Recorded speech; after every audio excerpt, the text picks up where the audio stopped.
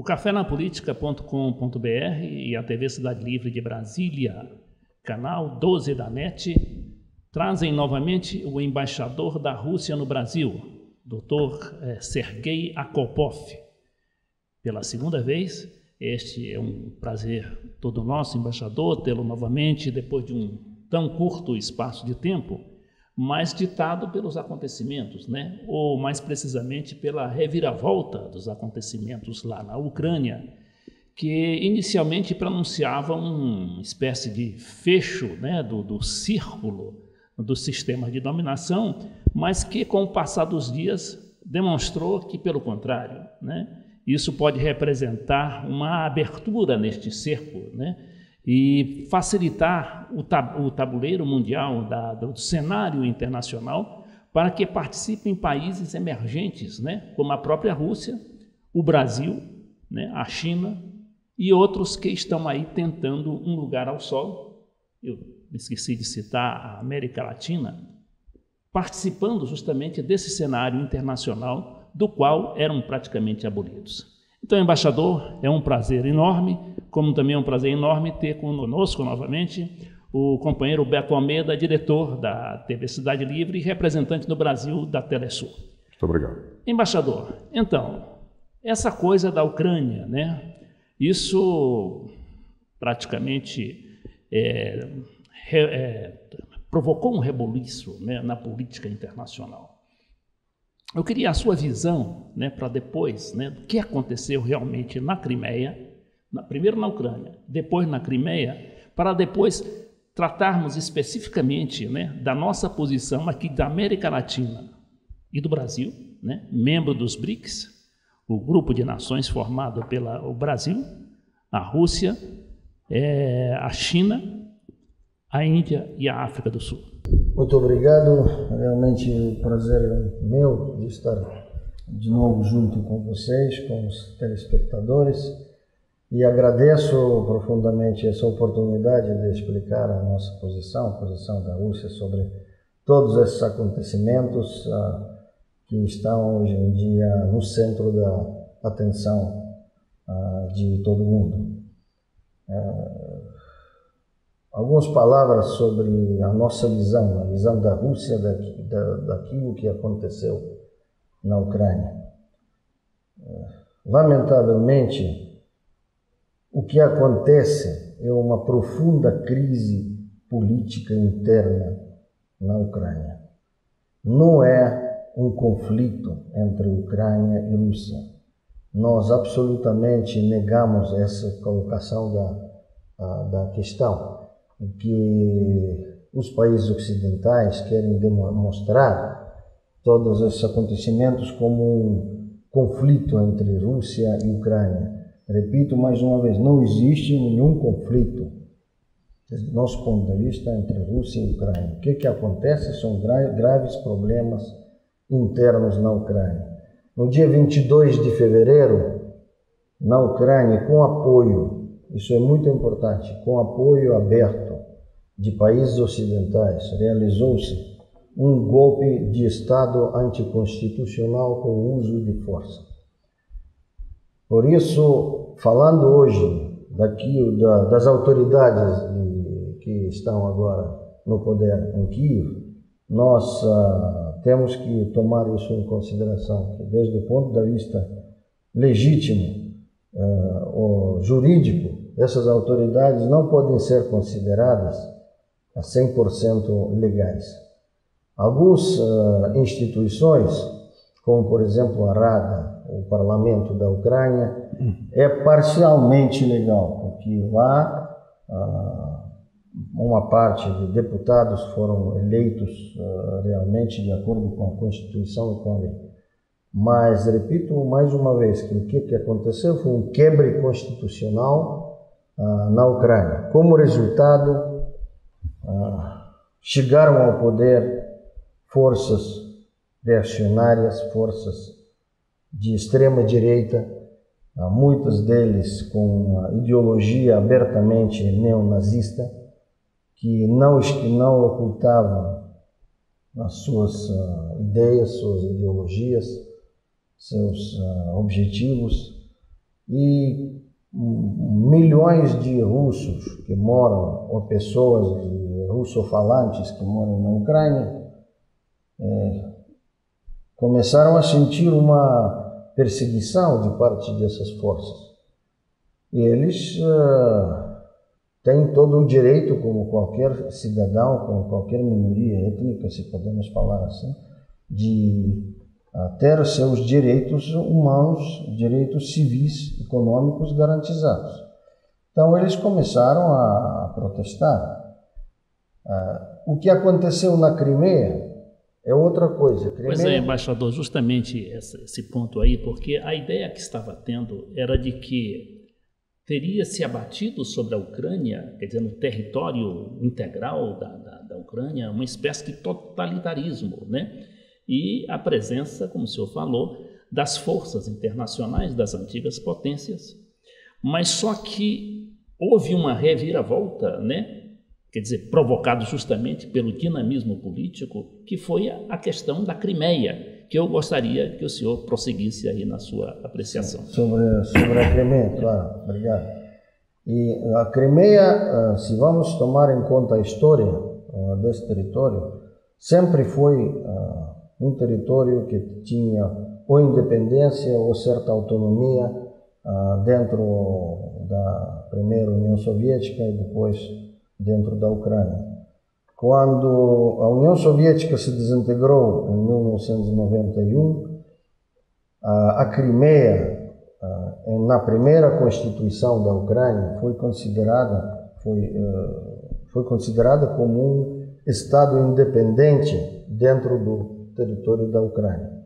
Mais tarde, em 1900, com a nova Constituição, acho que 96, se não estou equivocado, esse status foi voluntariamente eliminado, sem consultar com o povo da Crimeia, e a Crimeia foi constituída como a república autônoma, mas sempre autônoma, dentro da Ucrânia. Quer dizer que a República da Crimeia sempre tinha sua Constituição, seu parlamento, seus líderes, seus órgãos de poder, democraticamente e legalmente eleitos e constituídos. Quando aconteceu o golpe de Estado em Kiev, e vendo a situação caótica que se criou na Ucrânia, o povo da Crimeia, absolutamente dentro dos marcos legais, decidiu que não queria mais formar parte desse Estado. E marcaram um referendo para determinar o destino da Crimeia. Foi um referendo que se realizou dia 16 de março, todo mundo sabe, e segundo podemos constatar, foi um referendo absolutamente democrático, realizado dentro das leis da República Autônoma de Crimeia, com a participação de numerosos observadores internacionais, que não encontraram praticamente nenhum caso de violação de regras ou violação de direitos humanos, não encontraram nenhum fato de uso da força para obrigar aos cidadãos da Crimeia de votar sim ou não no referendo. Nós podíamos observar a situação na Crimeia pela televisão russa e pelos canais que transmitiam em vivo como acontecia o referendo. Podemos dizer que foi realmente uma verdadeira festa popular, porque sabemos que mais de 85%, quase 85% de moradores, de cidadãos de Crimeia, de diferentes etnias que moram lá, assistiram, participaram na votação, absolutamente livres.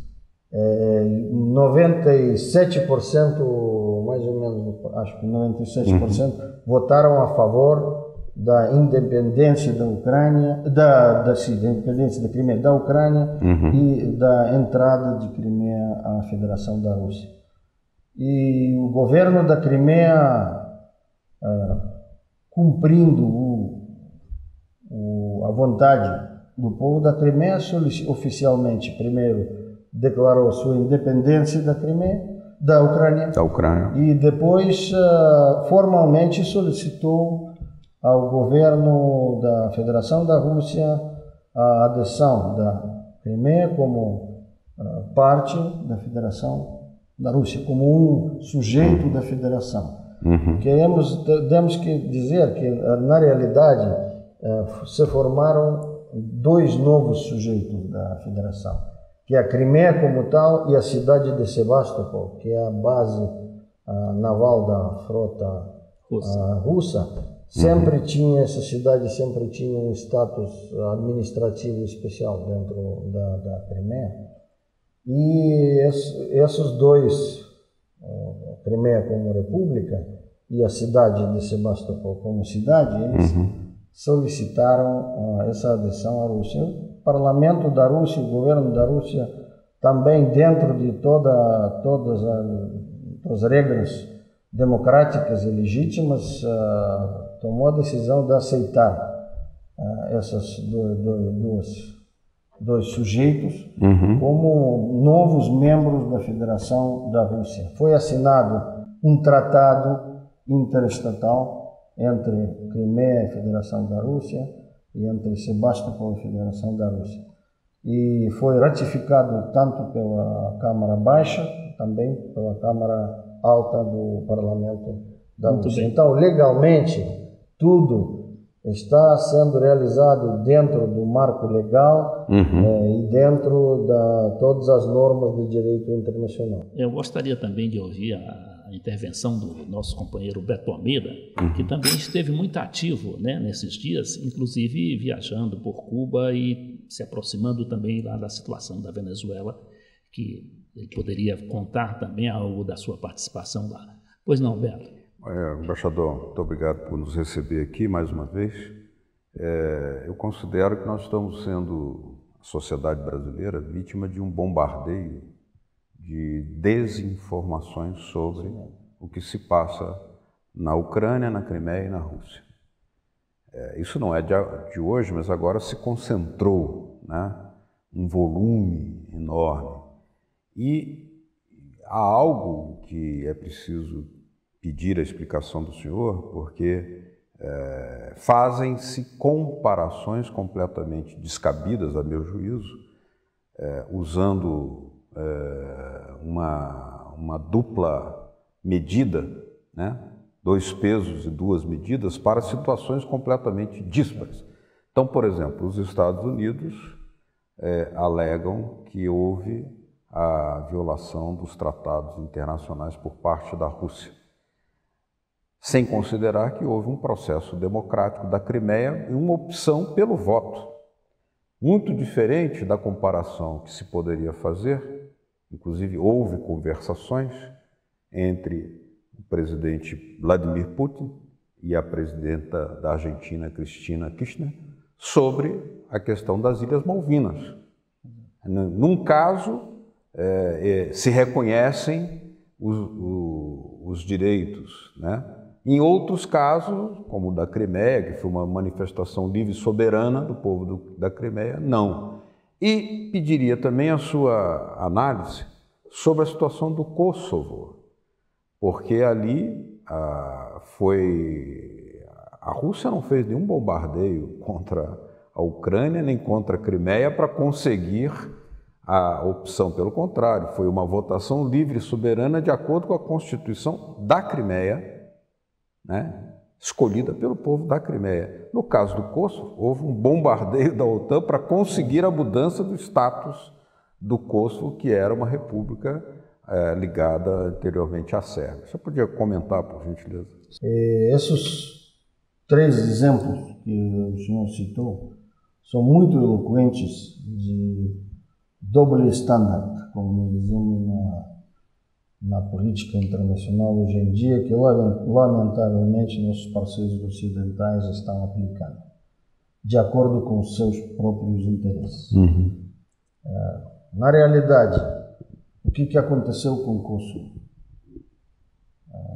Kosovo foi sempre também parte da Sérvia, e quando o Tribunal Internacional de Haia estava discutindo a legalidade do referendo da secessão sim, do Kosovo, da Sérvia. Separação de Kosovo da Sérvia. Os Estados Unidos, lá no seu memorando que enviaram para consideração do Tribunal Internacional, explicaram que proclamação de independência de uma parte do território que não corresponde com as legislações internas de um país, nos casos específicos, é aceitável, não é ilegal. E o Tribunal Internacional da Haia aceitou esse conceito e também na sua conclusão disse que não é impossível, não é ilegal fazer esse tipo de referendo e declarar a independência de um território. Está bem. Nesse caso, então, é possível. Mas o senhor citou muito bem que como foi realizado a separação de Kosovo da Sérvia. Primeiro, um país europeu no centro da Europa foi bombardeado durante vários dias, praticamente destruído por uma coalizão de estados, sem autorização das Nações Unidas. Ninguém quer agora lembrar disso. Bombardeio ilegal. Então. Bombardeio ilegal. Sem respaldo. Uma agressão aberta. Alegaram um certo uso da força do governo contra os insurgentes em Kosovo. Em Ilhas Malvinas, a mesma coisa. Agora dizem os países do Ocidente que o referendo na Crimeia realizou-se nas condições da ocupação, citando a presença de efetivos de exército russo no território da Crimeia. Mas quando o mesmo referendo se realizou nas Malvinas com a presença de exército britânico, e não somente a presença foi um resultado de uma guerra entre Grã-Bretanha e Argentina, aí sim foi uma pressão enorme militar realmente, e esse referendo foi considerado legítimo. O que aconteceu na Crimeia? Na Crimeia falam agora que a Rússia ocupou a Crimeia, mas isso absolutamente não tem nenhum fundamento e não é verídico. Porque na realidade a Rússia teve lá, e tem lá na Crimeia, segundo o tratado entre a Ucrânia e a Rússia, mais ou menos 20 mil efetivos, com o objetivo de fornecer segurança às instalações de base naval da Rússia. Base naval não é somente porto.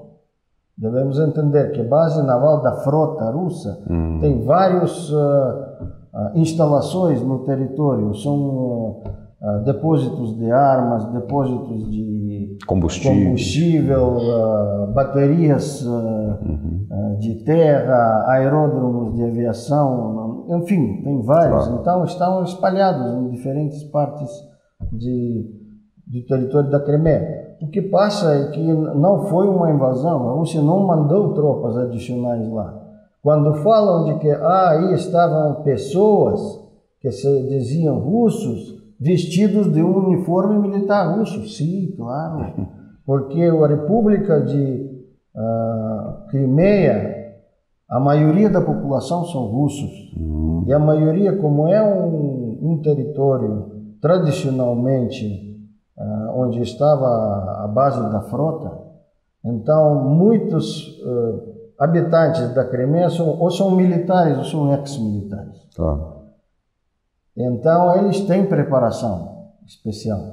Então, quando a situação piorou, o governo da Crimeia criou milícia para se defender dessas bandas ultranacionalistas e neonazistas que estavam tomando controle lá em Kiev e em outras cidades de Ucrânia, e já ameaçavam chegar à Crimeia. Eles disseram que não, nós não vamos permitir. Então criaram essas milícias, sim, eles todos. Quando alguns jornalistas perguntaram, você quem é? Diz que sou russo. Claro que é russo. Mas, e você é militar? Sim, sou militar.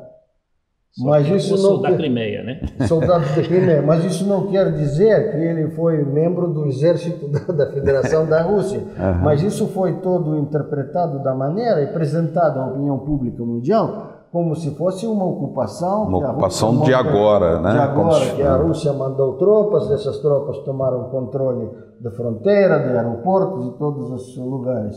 Isso é absolutamente desinformação. Aliás, pelos antecedentes históricos, né, que a Crimeia já era, né, já tinha sido uma das repúblicas na antiga União das Repúblicas Socialistas Soviéticas, como a Ucrânia, e já tinha uma característica de independência. Agora, os antecedentes históricos, a memória do povo, tanto da Rússia quanto da Crimeia, tem que lembrar com muito cuidado, muita força, o papel dos nazistas, porque através da Ucrânia se penetrou, inclusive parte da população da Ucrânia na Segunda Guerra aliou-se aos nazistas contra a União Soviética e defender-se na forma de milícias. Ora, a própria França criou a resistência, a Itália criou os partisans. É um legítimo perante a história defender-se de uma força nazista. Agora, como é que o senhor vê a perspectiva deste governo de Kiev com forças nazistas, se eles vierem a adotar as medidas que o FMI está recomendando, que são graves para a situação do povo da Ucrânia, né? O aumento do preço das tarifas públicas, por exemplo, isso que a FMI sempre faz, mas isso sob o comando de um governo fascista faz gerar fortes preocupações, não? Mas, Beto, nós temos um probleminha de tempo, nós vamos fazer um pequeno intervalo, embaixador, e depois voltamos. E eu também queria que o senhor também se reportasse quanto ao novo cenário internacional que isso vai criar.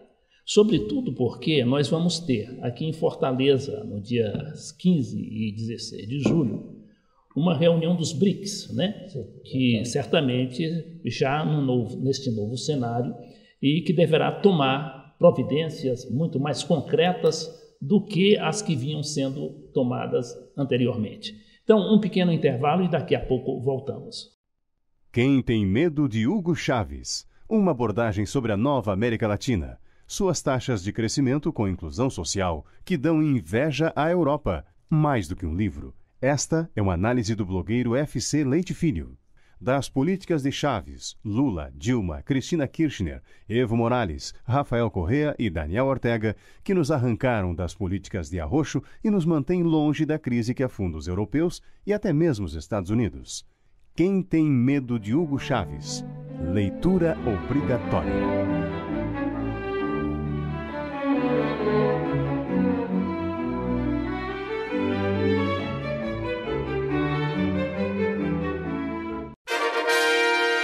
Desafios brasileiros na era dos gigantes. É um clássico de nossa literatura política. Seu autor, o embaixador Samuel Pinheiro Guimarães, focaliza cada um dos 12 capítulos do livro numa série de entrevistas ancoradas pelo jornalista Beto Almeida. TV Cidade Livre de Brasília, levando a você a informação que não chega pela mídia tradicional.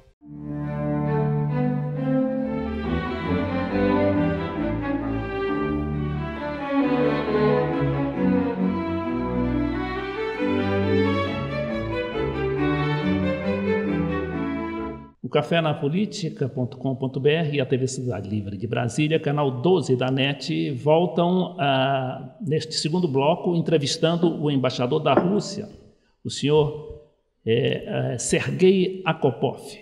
Então, embaixador, o Beto tinha lançado aí uma questão final que fomos obrigados a interromper por causa do tempo, e no que ele se referia sobre a situação específica da Ucrânia. É realmente uma questão muito importante, um problema grande, que agora todos temos que pensar o que fazer para resolver essa situação crítica que se criou na Ucrânia. Em primeiro lugar, eu quero dizer aqui claramente que o presidente da Rússia também disse isso claramente. A Rússia não tem planos de intervir militarmente na Ucrânia. Nunca teve esses planos e não vai fazer isso. Segundo, lamentavelmente, do parte oposto, sempre estão falando de uma agressão, de que a Rússia está concentrando forças na fronteira com a Ucrânia, que de um dia para outro a Rússia vai intervir. Isso não é verdade, quer dizer que nós não podemos nem imaginar uma guerra entre Rússia e Ucrânia, entre dois povos irmãos, entre parentes, não pode haver guerra, isso é uma loucura. Então ninguém está considerando isso.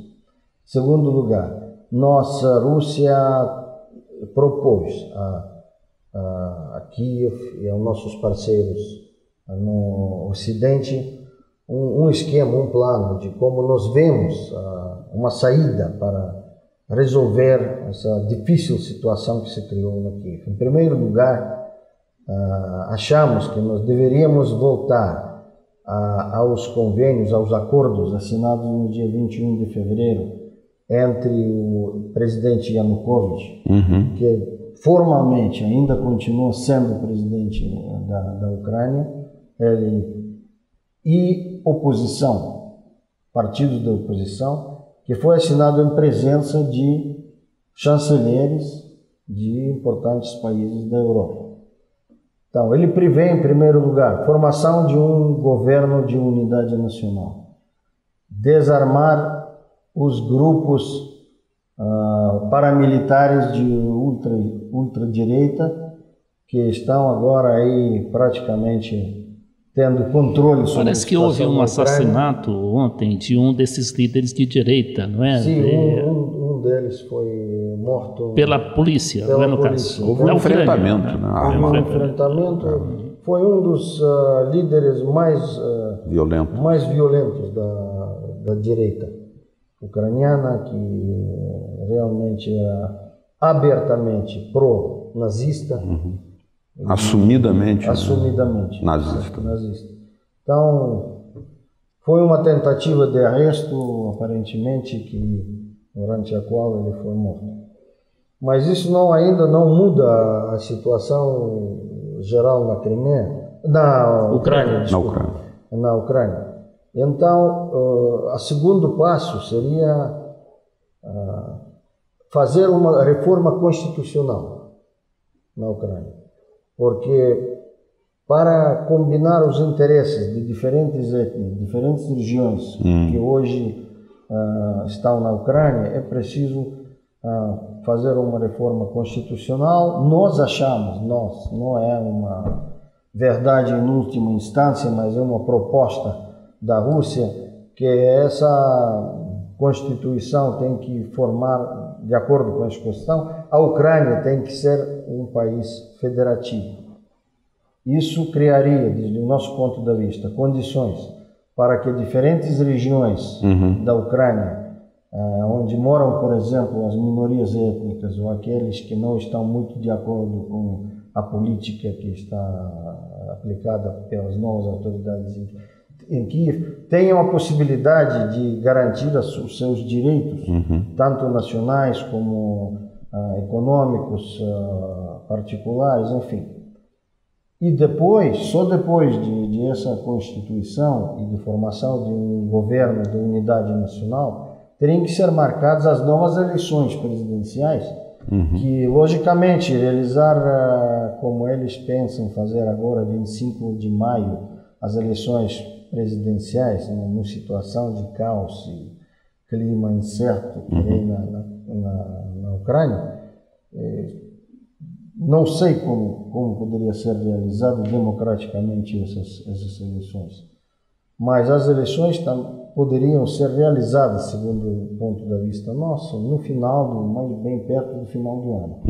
Então aí, sobre essa base, achamos que poderiam as diferentes forças que estão agora na Ucrânia poderiam formar um clima de entendimento mútuo e a saída política dessa crise que estão morando. Outra questão muito importante, que ainda ninguém sabe como sair, é a crise econômica que a Ucrânia está passando, porque realmente a situação é muito complicada e só a solução do conflito político, a regularização da situação política dentro do país pode criar condições e premissas para já encontrar um plano efetivo para a recuperação da situação econômica e social. Embaixador, a premência do tempo exige que eu não perca a oportunidade de procurar para que o senhor enquadre, quer dizer, analise essa situação criada internacionalmente. Por quê? Quer dizer, a situação de fato criada com a independência e a anexação da Crimeia à Rússia, ela mostrou também que a Rússia não é mais aquele poder que estava quase que na periferia, né, depois de ter sido uma superpotência, mas que ela também tem a sua força, né? Aliás, foi o tema da nossa entrevista, nossa primeira entrevista, que foi o novo papel da Rússia no mundo.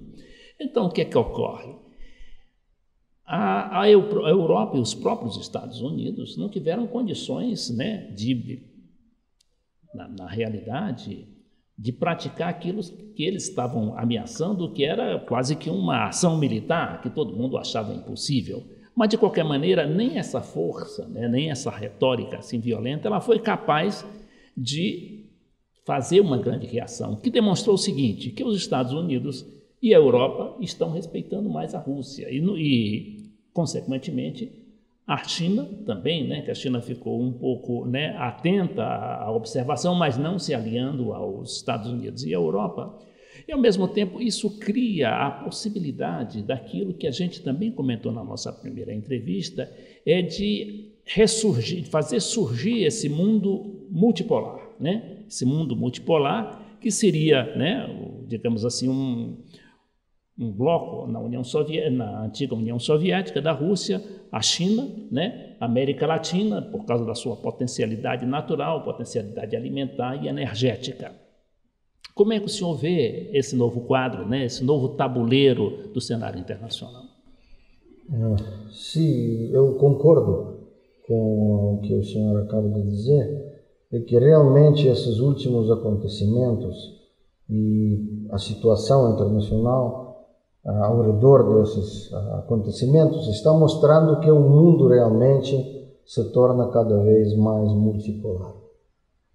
E o que nós estamos vendo a partir de 91, quando a União Soviética se desintegrou, que os Estados Unidos e os países da Europa Ocidental, da OTAN principalmente, começaram digamos assim, considerar que só eles têm seus direitos, os seus interesses nacionais no mundo, e que os outros têm que aceitar que esses interesses dos Estados Unidos e da Europa são os interesses dos demais.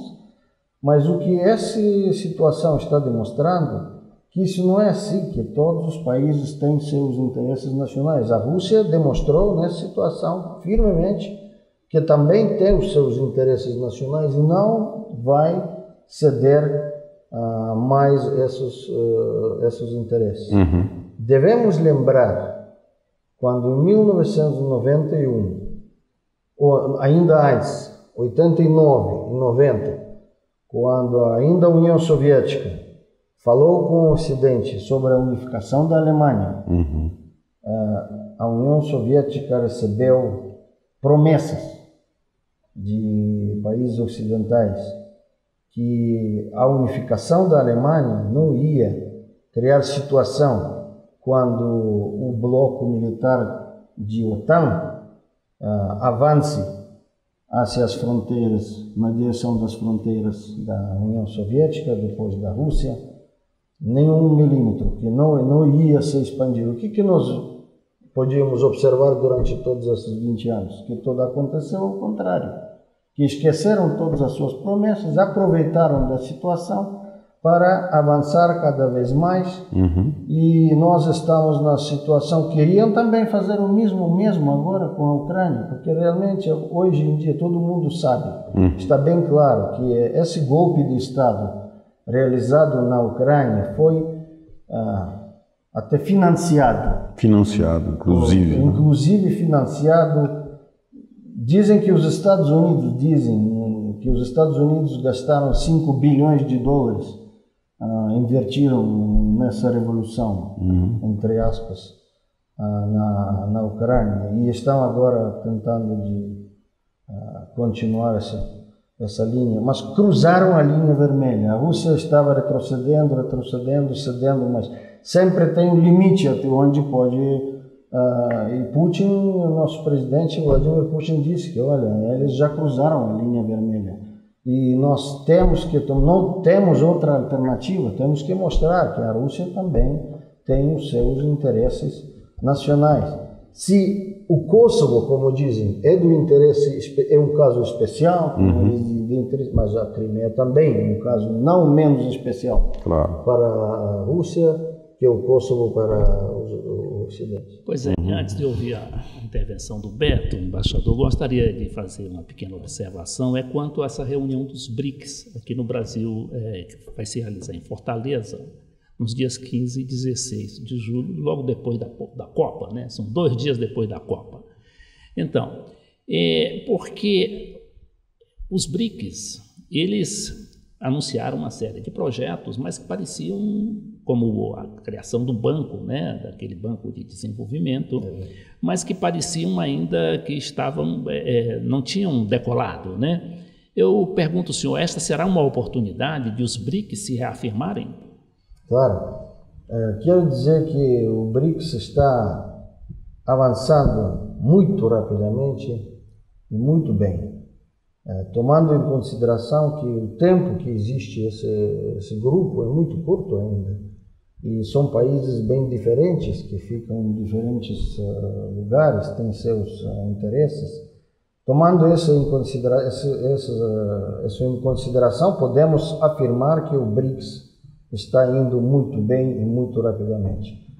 Os temas que o BRICS está discutindo aumentou drasticamente nos últimos anos, então praticamente toda a agenda internacional que existe está dentro das discussões de BRICS.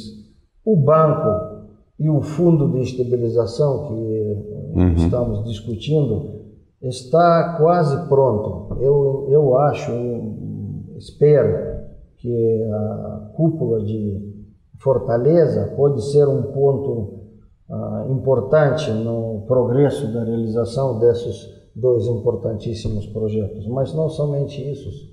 Acaba de realizar-se no Rio de Janeiro um importante fórum acadêmico de BRICS, delegações de alto nível, de cientistas, de representantes de vários organismos não governamentais assistiram a essa reunião e estão tentando de coordenar até os trabalhos científicos dos 5 países. O potencial de BRICS é enorme em diferentes campos e nós estamos vendo que também na política mundial a voz do BRICS está cada vez mais forte e está sendo ouvido pela comunidade internacional. É um exemplo claro de que o nosso mundo está se tornando cada vez mais multipolar. Essa questão da Ucrânia levantou e revelou algumas situações de crise cada vez mais agudas no chamado campo ocidental. Embora eles façam exigências muito severas em relação à Rússia e planejem, por exemplo, instalar escudos antimísseis na Polônia, o que não poderiam até nos fazer imaginar que gostariam de ter a Ucrânia mais integrada à estratégia militar do Ocidente também, e da OTAN em particular, que é um perigo. Mas, ao mesmo tempo, esse Ocidente não superou a sua crise econômica. O desemprego na França, o desemprego na Espanha, o desemprego em vários desses países, né, que só poderiam fazer com que a Ucrânia se associasse a uma política econômica que está em fracasso, se o novo governo da Ucrânia, ao que tudo indica, vier a respeitar as decisões do FMI. Mas, ao mesmo tempo, embaixador, e aí que está, a fortaleza que se revelou no caso da Rússia é que boa parte desses países da Europa Ocidental são dependentes energeticamente da Rússia e tem muitas empresas instaladas em território russo e talvez não quisessem cumprir a ordem radical que vem da Casa Branca e querem manter algum tipo de, no caso da Alemanha, por exemplo, de coordenação ou de relacionamento não inimigo com a Rússia. Como é que o senhor analisa? Sim, muito bem. Para analisar tudo isso, podemos dizer só uma coisa, que o mundo hoje em dia é interdependente. Não é possível. Nós ficamos muito desilusionados da reação do Ocidente a tudo o que aconteceu na Ucrânia. Falar com a Rússia ou com qualquer outro país hoje em dia, na linguagem de sanções, de ameaças, isso não é um caminho, porque se aplicam sanções contra um país ou contra a Rússia, logicamente isso vai sair, como se diz, com um tiro da culatra, certo? Tiro pela culatra. Tiro pela culatra. E realmente o que o senhor diz é absolutamente certo. As economias, nossas relações, por exemplo, econômicas com a Europa, tem uma cifra de mais de 400 bilhões de dólares, o comércio da Rússia econômico com os países da Europa. Imagina que vai acontecer, isso não vai afetar talvez a economia da Rússia, mas imagina que vai passar com a economia da Europa. A Alemanha, que tem 32% Alemanha, de gás russo. Nós não entendemos isso. Nós queremos sempre, a Rússia sempre queria e continua dizendo isso, que nós queremos uma boa cooperação e relações normais, de igual a igual, com os países ocidentais, com a Europa. Apesar de tudo, continuamos apostando nisso. Achamos que a razão vai prevalecer no Ocidente e eles vão deixar de falar com a Rússia na linguagem de ameaças e sanções, porque isso não tem nenhum sentido, não vai dar nenhum resultado. Só pode criar enormes problemas para toda a economia mundial. Só isso. Então, mas apesar da esperança na razão, é preciso também se preparar para uma boa estratégia de defesa, né? Não, isso sim, nós logicamente vamos, se continuam pressionando, vamos responder da maneira adequada. Nós, embaixador, estamos chegando ao nosso momento final, então eu deixaria com o senhor a palavra final, no caso, né, para que se despedisse dos nossos telespectadores e internautas e lançasse aí a sua mensagem, né, sobre essa nova situação, tanto da Rússia quanto do cenário internacional. Muito obrigado por essa oportunidade, mais uma vez, de falar com o público do seu canal, com internautas, explicar a nossa posição. É importante. E eu quero dizer que acho que não seja a última vez que estamos juntos. Eu estou à sua disposição. Nós temos Fortaleza aí, né? Sempre temos Fortaleza aí. Nós podemos reunir e discutir isso, que realmente é muito interessante, é muito importante para o público brasileiro ter várias fontes de informação. Lamentavelmente estamos vendo que a guerra midiática, que nós chamamos, também o Brasil não escapa. Lamentavelmente, há grandes agências internacionais de notícias que pertencem ao Ocidente, principalmente. Lamentavelmente, dão uma visão distorcida da realidade e o povo, o público brasileiro, os brasileiros têm todo o direito de conhecer outro lado da verdade. E eu quero agradecer, aproveitar essa oportunidade para agradecer a todos aqueles, muitos, dezenas, centenas de pessoas que nos mandam à embaixada as suas opiniões sobre o que está acontecendo ao redor da Ucrânia e outros acontecimentos mundiais, que expressam a sua solidariedade, sua compreensão. Quer dizer que os brasileiros, muitos brasileiros, não somente são pessoas pensantes, que pensam, que analisam, que não somente acreditam em uma coisa. Isso é muito bom, isso eu acho que está criando as condições para que a nossa amizade, a nossa cooperação entre Rússia e Brasil continue e seja cada vez mais forte e mais abrangente. Nós aqui da TV comunitária, TV Cidade Livre, estamos furando esse bloqueio da guerra midiática contra o Brasil, né? Sem dúvida. Por isso estamos muito agradecidos. Então, nós assim chegamos ao final desta entrevista, segunda entrevista em menos de um mês, com o embaixador da Rússia, a Federação Russa no Brasil, Dr. Sergei Akopov.